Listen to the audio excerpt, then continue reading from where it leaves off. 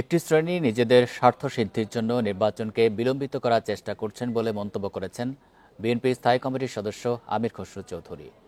সকালে রাজশাহী জেলা পরিষদ মিলনায়তনে বিভাগীয় ব্যবসায়ী সম্মেলনে প্রধান অতিথির বক্তব্যে তিনি এসব কথা বলেন।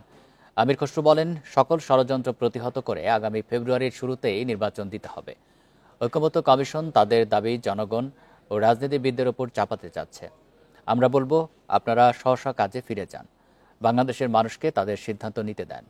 দেশের মানুষের ওপর দায়িত্ব চাপিয়ে দেওয়ার কাজ তাদের নয় বলেও মন্তব্য করেন তিনি। আরেকটি দলের অথবা দুইটি দলের অথবা তিনটি দলের মতামত জোর করে বাকি দলগুলোর উপর চাপিয়ে দেওয়ার একটা চেষ্টা চলছে। ঐক্যমত্যের বাইরে গিয়ে তাদের দাবি এখন আমাদের উপর চাপাতে চাচ্ছে, জনগণের উপর চাপাতে চাচ্ছে।